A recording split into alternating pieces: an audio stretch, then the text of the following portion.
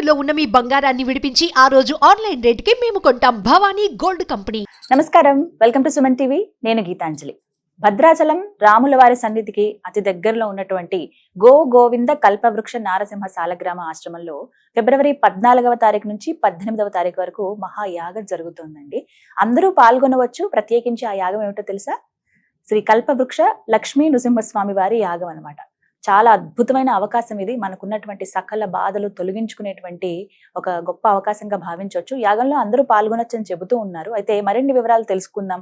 ఎలా మనం నమోదు చేసుకోవాలి, అలాగే ఎవరెవరు పాల్గొనవచ్చు, డైరెక్ట్ గా మనం అక్కడికి వెళ్లాల్సి ఉంటుందా, మనం ఇక్కడ ఉండే ఏమైనా పేరు అవి ఇస్తే సరిపోతుందా, తెలుసుకుందాం. ఈ వివరాలన్నీ వివరించేందుకు ప్రస్తుతం మనతో పాటు ఉన్నారు ప్రముఖ నృసింహ ఉపాసకులు, ఆశ్రమ నిర్వాహకులు డాక్టర్ కృష్ణ చైతన్య స్వామి గురువు గారు. వారితో మాట్లాడదాం.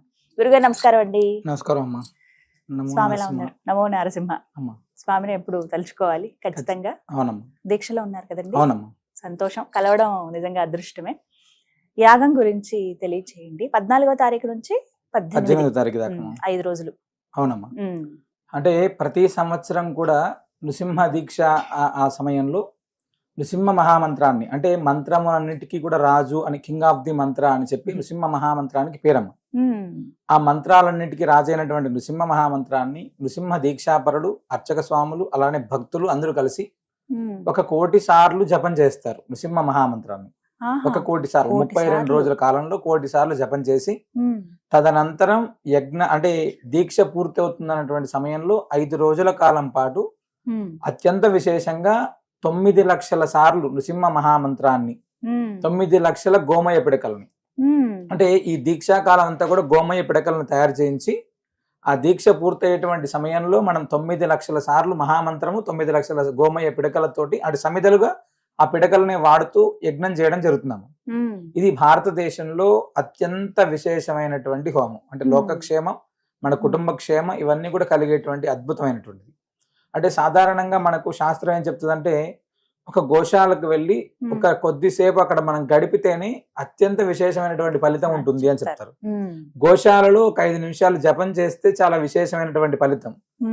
గోవుకు ఆహారం పెడితే అద్భుతమైనటువంటి ఫలితం. ఇలా అన్ని రకాలైనటువంటి, అంటే గోవు సన్నిధి అనేటువంటిది గడిపితేనే మనకు చాలా గొప్ప ఫలితం అని చెప్తారు పెద్దలు.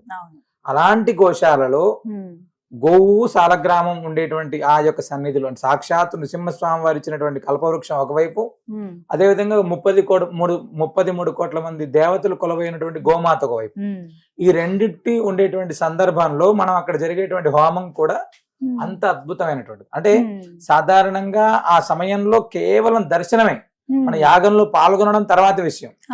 కేవలం అక్కడికి వచ్చి దర్శనం చేసుకుని వెళ్ళేటువంటి వాడి యొక్క పాపపు రాశి ధ్వంసం అయిపోతుంది. అంత అద్భుతమైనటువంటి సమయం ఫిబ్రవరి 14 నుంచి 18 దాకా. అంటే నృసింహ మహామంత్రం అనేటువంటిదే అత్యంత విశేషం. మంత్రరాజము అని దానికి పేరు. అలాంటి మంత్రరాజంతో కల్పవృక్షం సాక్షాత్తు భగవంతుడు ఇచ్చినటువంటి సాలగ్రామం, అక్కడ ఏది స్వామివారిని ఆశ్రయించి ముడుపు కట్టి ప్రదక్షిణ చేస్తేనే సకల అభీష్టాలు నెరవేరుస్తాడు. అలాంటి భగవంతుడికి 9 లక్షల సార్లు చేసేటువంటి యజ్ఞాన్ని మనం దర్శించడం అనేటువంటిది ఎన్ని జన్మల పుణ్యం ఉంటేనో మనకు ఆ యొక్క భాగ్యం దొరుకుతుంది.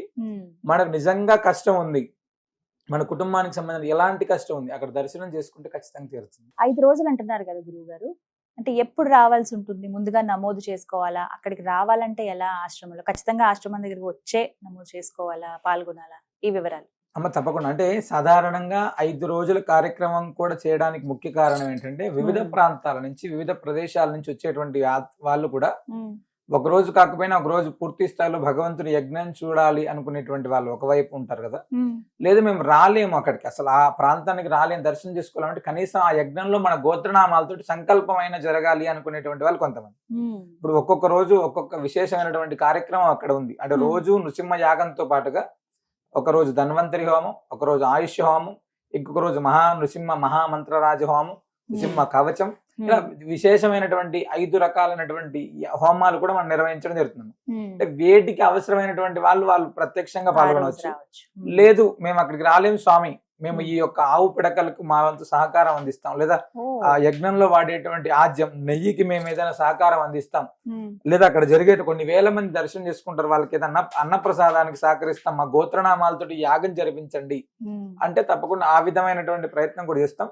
కానీ ప్రత్యక్షంగా ఎక్కువ సంఖ్యలో వచ్చి దర్శనం చేసుకోవడమే ఎక్కువ అవకాశం. అంటే వచ్చి దర్శనం చేసుకునేటువంటి వాడి యొక్క విశేషమైనటువంటి ఫలితం అనేటువంటిది అది ప్రత్యక్షంగా అనుభూతి చెందితేనే కలుగుతుందమ్మా. అది చాలా అద్భుతమైనటువంటిది. అది ఎలా నమోదు చేసుకోవాలండి?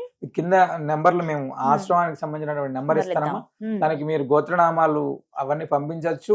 వాళ్ళని సంప్రదిస్తే ఎలా చేసుకోవాలి, ఏ ఏ రోజుల్లో రావాలి అనేటువంటిది కూడా తెలియజేస్తారు. దానికి సంబంధించిగా వచ్చి మనం దర్శనం చేసుకోవచ్చు. అంటే సమస్య ఏదన్నా ఉంటే ఆ సమస్యకి తగ్గట్టుగా ఆ రోజు అలా నమోదు చేసుకున్నా పర్వాలేదండి. 14 నుంచి 18 దాకా ఒక రోజు సంతానం కోసం అయితే యాగం జరిగే 5 రోజులు కూడా అంటే మేము ప్రత్యక్షంగా మేము చూసేటువంటి కష్టంలో ప్రధానమైనటువంటిది సంతానం, ఆర్థికంగా, ఉద్యోగం. ఈ 3కి సంబంధించినటువంటి వాళ్ళు రోజు అక్కడ స్వామికి ముడుపు కట్టేటువంటి వాళ్ళ సంఖ్య విపరీతం, చాలా ఎక్కువ.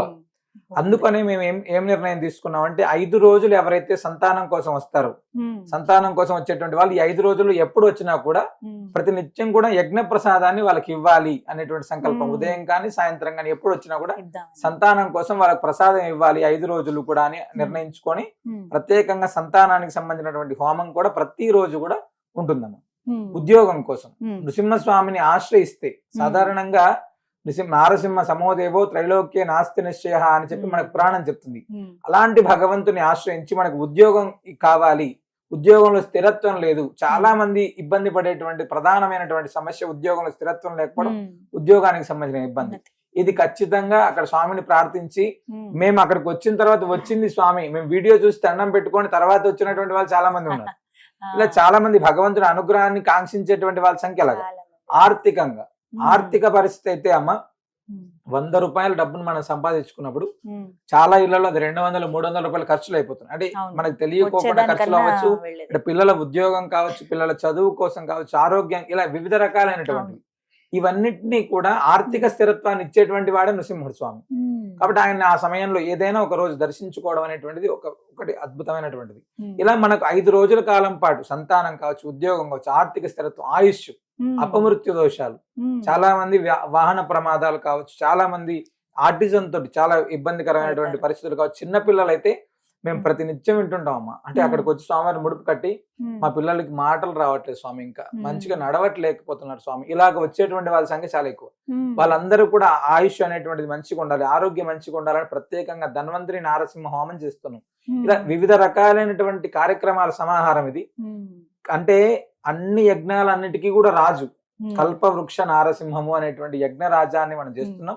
ఇది అత్యంత విశేషమైనటువంటిది. ప్రతి ఒక్కరు కూడా అంటే మన జీవిత కాలంలో 9 లక్షల గోమయ పిడకలతో జరిగేటువంటి యాగాన్ని మనం దర్శించడం అనేటువంటిది గొప్ప భాగ్యం.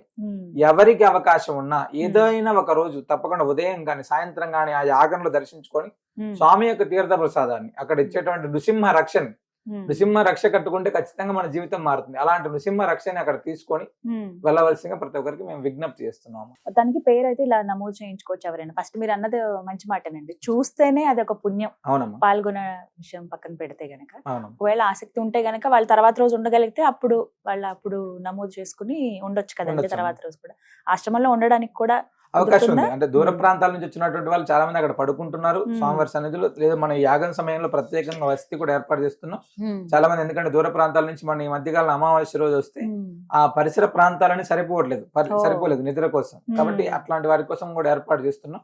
ఎవరు వచ్చినా కూడా నిశ్చయంగా స్వామివారి సన్నిధిలో పడుకోవచ్చు, యజ్ఞం చూడొచ్చు, యజ్ఞ ప్రసాదాన్ని స్వీకరించవచ్చు.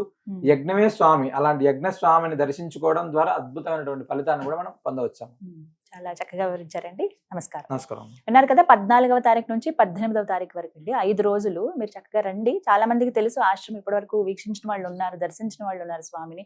ఇప్పటి వరకు మేము వెళ్ళలేదండి, వెళ్దాం అనుకుంటున్నాం, ముడుపు కడదాం అనుకుంటున్నాం, అలాగే ఈ యాగంలో మేము కూడా పాల్గొనాలి అనుకుంటున్నాం అంటే కనుక మీకు స్క్రీన్ మీద నెంబర్స్ ఇస్తాను, అలాగే అడ్రస్ కూడా ఇస్తానండి. మీరు డైరెక్ట్ గా వెళ్ళొచ్చు, లేదా ఫస్ట్ ఫోన్ చేసి వివరాలు కనుక్కుని వెళ్ళండి. నమస్కారం.